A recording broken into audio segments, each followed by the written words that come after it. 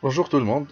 Donc ça c'est une vidéo que je fais suite à la vidéo que j'ai vue de Vincent Lapierre, donc qui a essayé de commenter la vidéo d'Alain Soral. Donc j'ai vu un peu la vidéo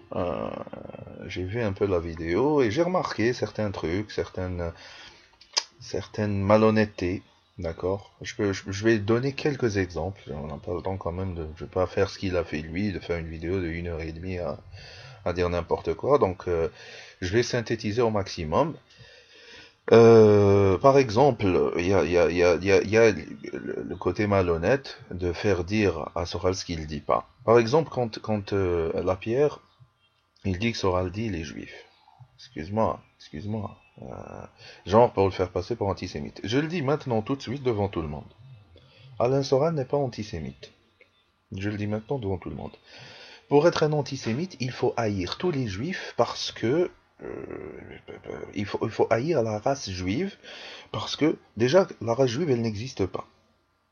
D'accord. Elle n'existe pas la race juive. Et même et lui, on l'a vu avec Gilad Atzmon, etc.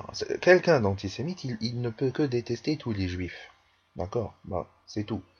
C'est la définition même de. Moi, je vois pas comment. Et après, même, alors à ce moment-là, il y aurait même des. Donc, comment dire je me rappelle plus du nom de l'écrivain là, mais ça veut dire que c'est un juif antisémite. Donc, en fait, il y a des juifs antisémites. Donc, tous ceux qui sont critiques avec la domination sioniste, donc ils deviennent antisémites. Donc, lui, il parle d'élite.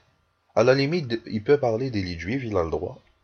D'accord. Puisqu'à un moment donné, si tu, le judaïsme, c'est une religion, c'est une idéologie, c'est une philosophie. D'accord. C'est une idéologie, ce n'est pas une race. Alors, celui qui veut me dire c'est une race, moi dans la rue, je ne vois pas comment je peux définir qui est juif et qui est européen. D'accord. Donc, donc Soral, quand on dit Soral est un antisémite, déjà c'est un mensonge. Et Vincent Lapierre veut perpétuer ça, veut dire les juifs, les juifs. Non, si t'es honnête, utilise le bon terme. Dis élite juive, ou dis encore mieux, élite sioniste. Parce qu'en réalité, il n'y a pas que des juifs. Ils sont alliés avec des non-juifs qui sont sionistes, qui se soumettent. Mais la matrice idéologique, elle est juive, faut dire ce qu'il en est. Elle est juive.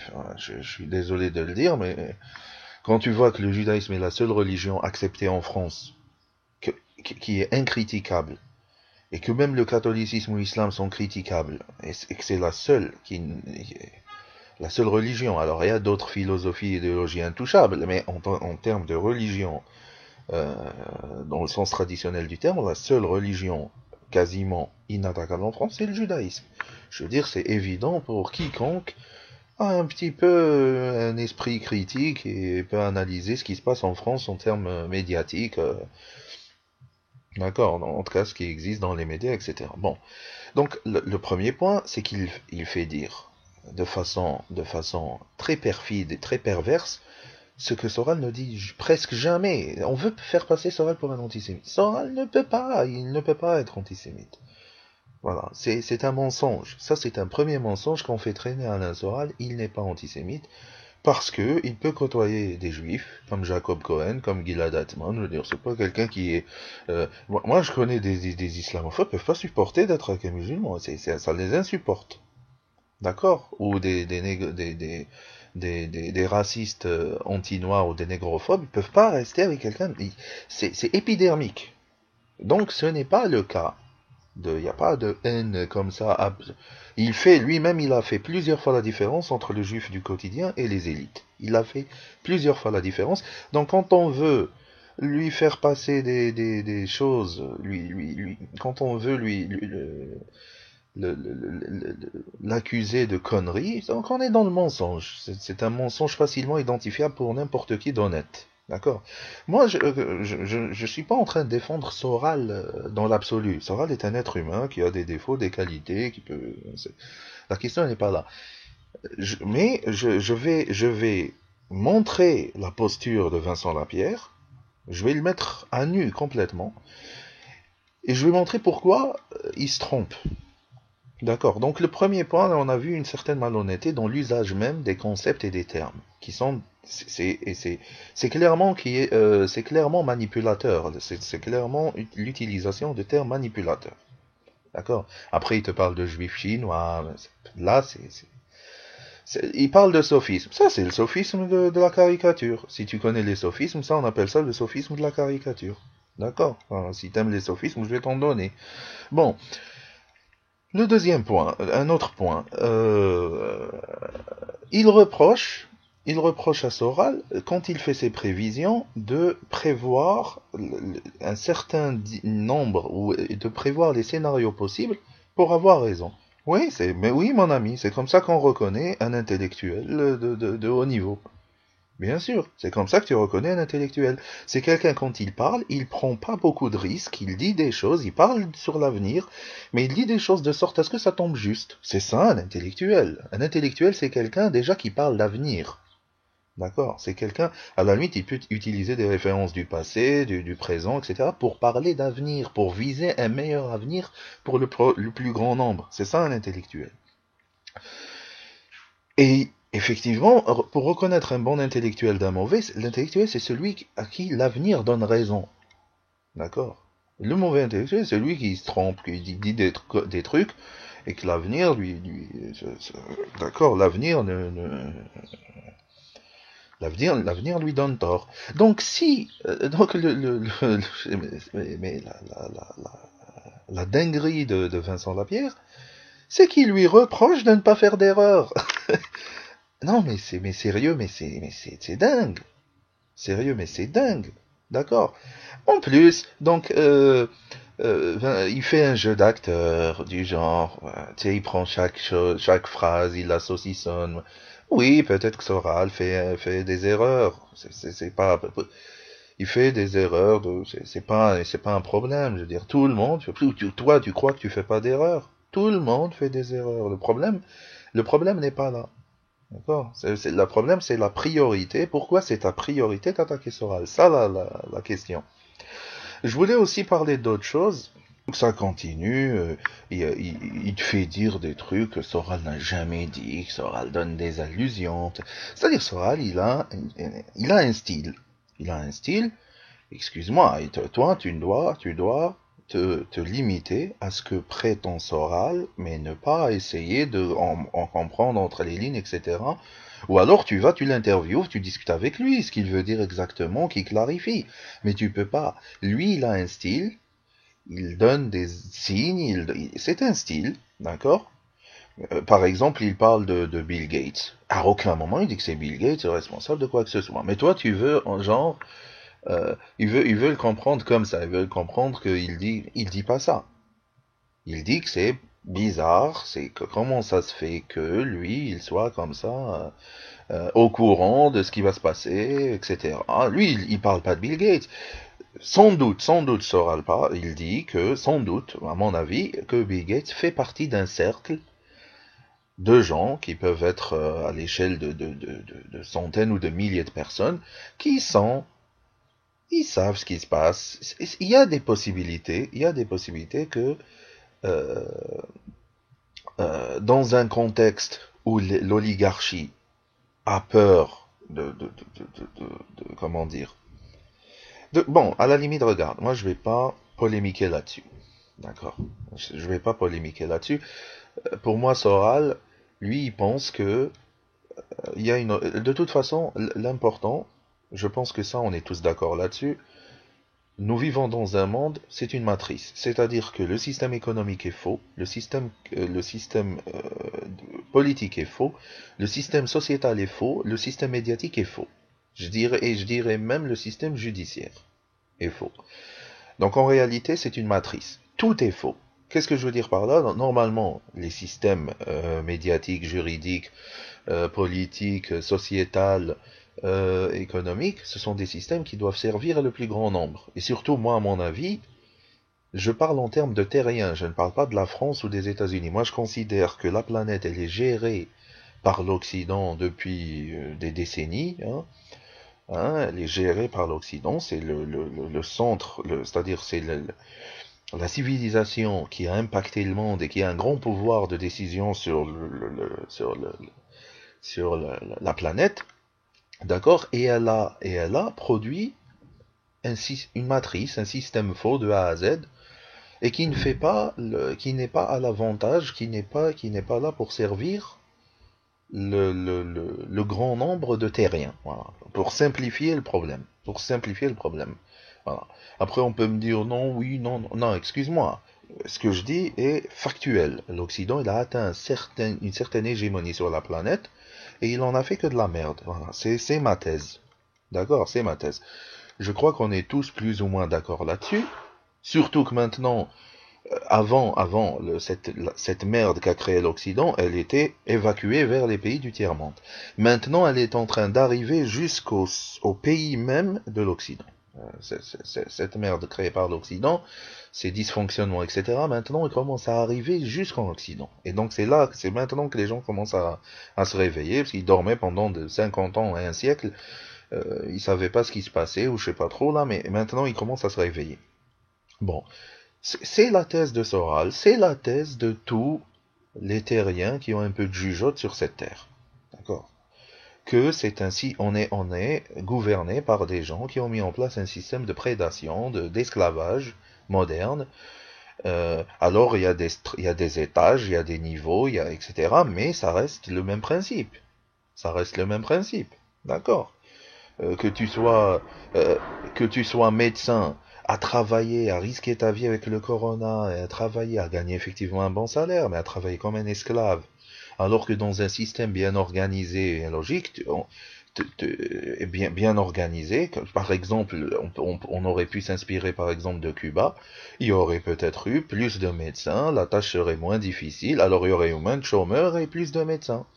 Mais comme le système est débile, d'accord, le système est débile puisqu'il cherche, pour lui un hôpital doit faire du chiffre, il doit être rentable, d'accord, on n'a même pas conceptualisé, c'est-à-dire un pays, d'accord, ou comment dire, un système où tu as des activités productrices d'économie et des activités de toute façon consommatrices d'économie.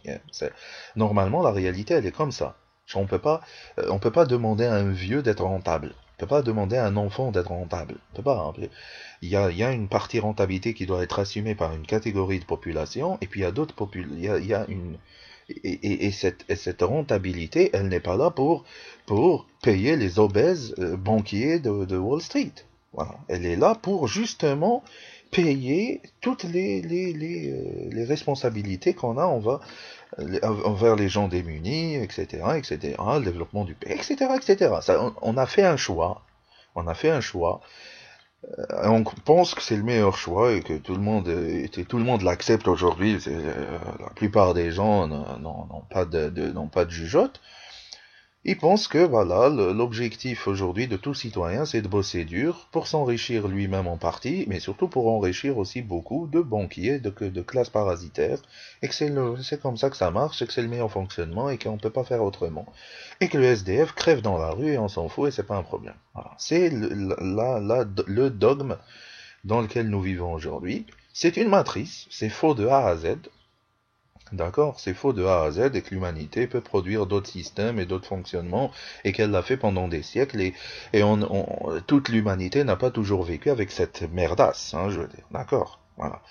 Mais je sais pas trop comment. Voilà, à l'université, c'est ça qu'on nous apprend.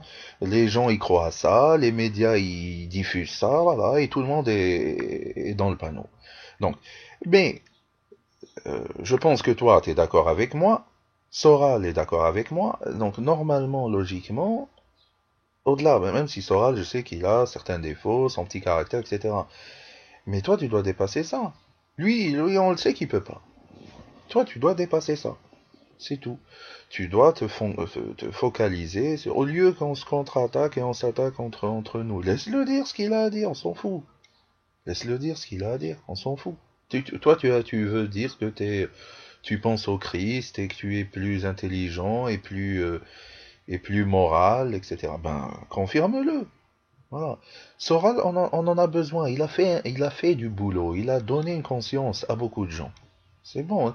Même s'il fait des erreurs, etc., si tu compares les Le côté positif et le côté négatif de Soral en pensant au conflit qui t'oppose, toi tu te considères gilet jaune, ben, si tu penses au conflit qui t'oppose face aux causes qui ont créé les gilets jaunes, Soral est ton ami.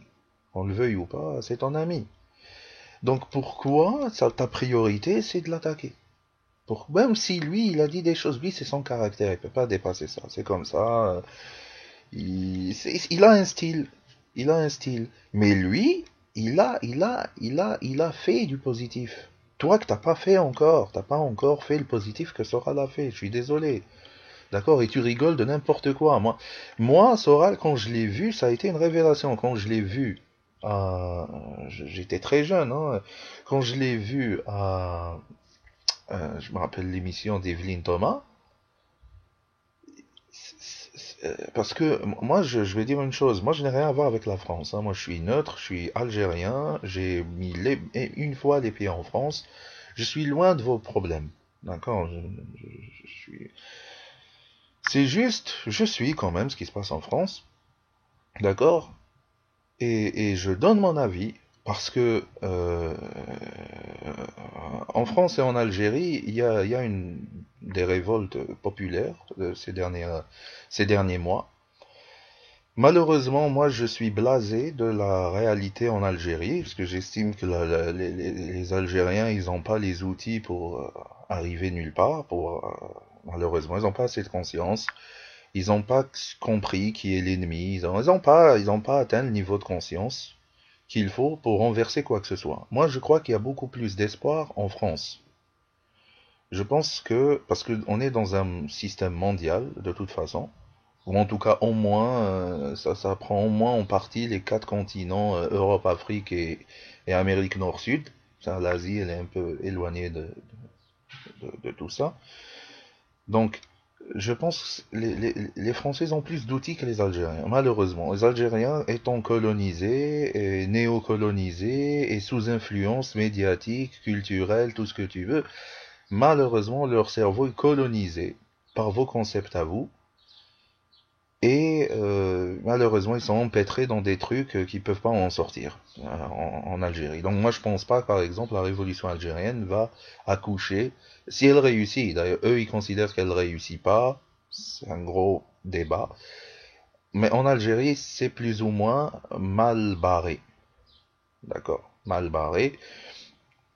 Euh, D'ailleurs, moi, personnellement, je suis contre cette révolution en Algérie parce qu'elle risque d'aggraver les choses. Parce il y a beaucoup de courants dans cette révolution qui sont tellement stupides qu'ils vont aggraver les choses.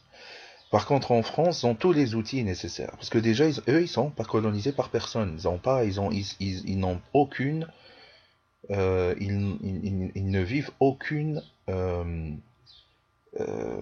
aucun complexe face à un colonisateur ou face à une culture étrangère, etc. La différence entre les Algériens aujourd'hui et les Français, c'est que les Français, eux, ils sont libres de penser. Les Algériens, malheureusement, ils sont empêtrés dans le fait qu'ils croient que c'est l'Occident qui a raison sur tout. Et ils peuvent pas dépasser ça. Les Français, eux, ils n'ont pas ce dogme. Donc ils peuvent réfléchir, ils peuvent tout remettre en question. Les Algériens, ils n'arrivent pas à le faire. Donc c'est pour ça que j'essaie de mettre les gens sur la piste parce que malheureusement, moi je suis algérien, mais je dois l'admettre, l'avenir peut se dessiner en France. Si les Gilets jaunes gagnent et en font quelque chose de bien, ça peut avoir un grand impact, comme l'a eu par exemple la Révolution française. On se rappelle que quand la Révolution française a eu lieu, ça a tellement choqué le monde que les Anglais, les Européens, ils ont attaqué la France pour que ça cesse, parce que ça allait avoir une déflagration mondiale. Donc, ce que je suis en train de dire, c'est qu'il y a un conflit, et que Soral est un allié, et que si t'es honnête, tu dois pas l'attaquer, parce que c'est pas lui ton ennemi principal. L'ennemi principal, il est clairement établi. Vise l'ennemi principal. Arrête de perdre 1 heure et demie à aller perdre sur la vidéo de Soral. Laisse-le dire ce qu'il veut, c'est pas ton adversaire. Il laisse-le faire les erreurs qu'il veut, laisse-le insulter qui il veut. Ce n'est pas ton adversaire. Et il a créé du positif, qu'on le veuille ou pas. Voilà. Voilà, bonne journée à tout le monde.